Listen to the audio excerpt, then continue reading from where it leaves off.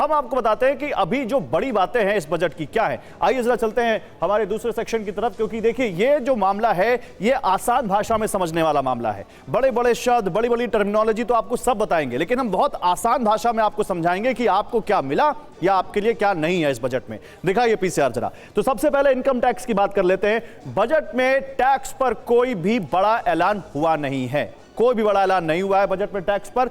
हां, tax payers को कोई राहत नहीं मिली, इनकम टैक्स में कोई छूट नहीं दी गई। पहले की तरह 12,75,000 तक की टैक्स छूट है नई रिजीम में, लेकिन कोशिश ये की गई है कि ईज ऑफ टैक्सेशन किया जाए। रिटर्न भरने के नियमों में थोड़े बदलाव किए गए हैं, फाइन प्रिंट्स आएंगे तो आपको और अच्छे से बता पाएंगे हम। दूसरा, रेलवे पे बड़े ऐलान हुए हैं। 7 हाई स्पीड रेल कॉरिडोर का ऐलान किया गया है। मुंबई पुणे, हैदराबाद पुणे के लिए हाई स्पीड रेल कॉरिडोर है। हैदराबाद चेन्नई, चेन्नई बेंगलुरु के लिए रेल कॉरिडोर है। अब इसमें आप चुनावी राज्यों की झलक भी देख सकते हैं। हैदराबाद बेंगलुरु के लिए भी हाई स्पीड रेल कॉरिडोर है। दिल्ली वाराणसी और वाराणसी सिलीगुड़ी के लिए भी कॉरिडोर है। तो पश्चिम बंगाल और तमिलनाडु दोनों इसमें आते हैं।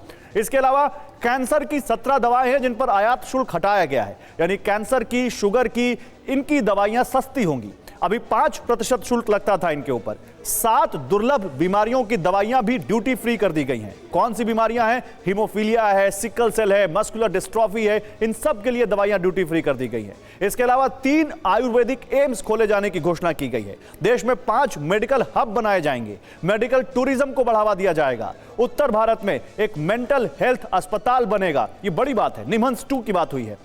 सस्ता क्या हुआ है आपके लिए? कपड़े सस्ते होने वाले हैं, फुटवियर, चमड़े के उत्पाद सस्ते होने वाले, क्योंकि सरकार ने बेसिक कस्टम ड्यूटी में छूट दी है या कटौती की है।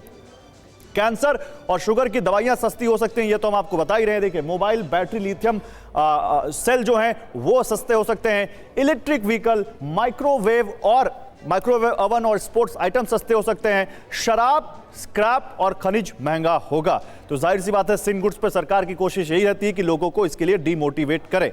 अब रक्षा बजट की बात कर लेते हैं। रक्षा क्षेत्र में क्या मिला? तो रक्षा बजट बढ़ाकर अपने ऑल टाइम एलोकेशन पर है, ऑल टाइम हाई एलोकेशन पर। ऑलमोस्ट 8 लाख करोड़ के आसपास है, बिल्कुल टू बी प्रिसाइज 7,85,00,000 करोड़। पिछले साल की तुलना में रक्षा बजट 1 लाख करोड़ से ज्यादा बढ़ा है। डिफेंस कैपेक्स, जो कि बहुत अहम होता है, डिफेंस कैपिटल एक्सपेंडिचर जो आधा % से भी कम था हमारा जीडीपी का, उसमें 21% का इजाफा हुआ है, बढ़ा होगा। यानी एम्यूनिशन बनाने के लिए, सीमा तक जाने के लिए, पुल बनाने के लिए, सड़कें बनाने के लिए, इन सब में इसका इस्तेमाल किया जाएगा।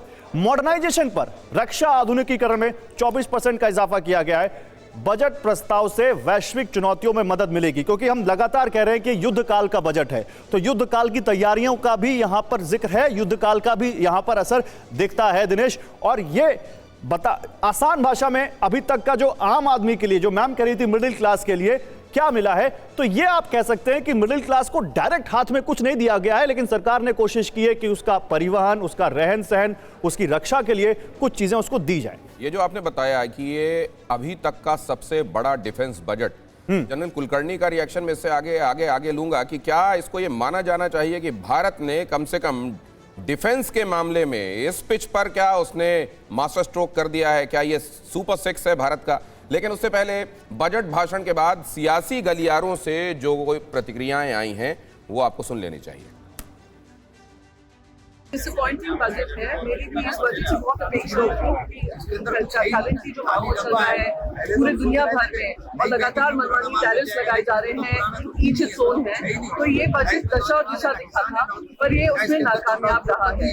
आप, ये सिर्फ मैं ही नहीं कह रही हूँ, हमेशा हमसे कहा जाता है, देखिए स्टॉक मार्केट में कितनी उछाल आई हर बार, मोदी जी हो या निर्मला सीतारमण जी हो, हमें वही कहते हैं स्टॉक मार्केट देखिए वो लोग इतना खुश है। सारे सेक्टर्स डाल रहे हैं, निफ्टी गिरा पड़ा हुआ है, तो दिखाता है कि जो दिशा दिखानी चाहिए देश को, वो दिखाने में ये नाकामयाब।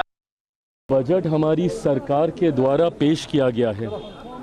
ये 21वीं सदी के दूसरे क्वार्टर का, और जो क्वार्टर हम सब के लिए बहुत ज़्यादा मायने रखता है, क्योंकि 2047 जब हम एक विकसित भारत बनाने का जब हम जिक्र करते हैं, तो ऐसे में अब ये जो अगला क्वार्टर शुरू हुआ है 25 से लेके 50 तक का, यहाँ से अब हमें हर उस सोच को बल देकर आगे बढ़ना होगा जो इवेंचुअली 2047 में भारत को एक विकसित देश बनाने का काम करे।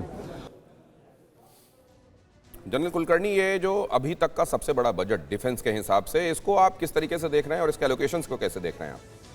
दिनेश, अगर हम देखें युद्ध काल के परिस्थिति के मद्देनज़र तो ज़रूर 21% allocation for defence 7,85,000 lakh crore, 24% modernisation के लिए, इसमें शामिल अपने आप को तैयार रखना, खास करके साइबर हुआ, आपका AI हुआ, आपका क्वांटम कंप्यूटिंग हुआ, स्पेस हुआ, ये सब को मॉडर्नाइजेशन के मद्देनज़र मकसद ये है कि अगर हमने विकसित भारत बनाना है तो यकीनन अपने आप को सुरक्षित रखना है, और उस सुरक्षा के मद्देनज़र ज़रूर मैं कहूँगा कि ये बहुत बड़ा एक कदम है, इसमें कोई शक नहीं। 7,85,000 लाख करोड़ बहुत एक होता है, लेकिन आज जैसे परिस्थिति है, मैं ये कहूँगा कि हम लोगों ने ये नहीं सोचना चाहिए हमको क्या मिला।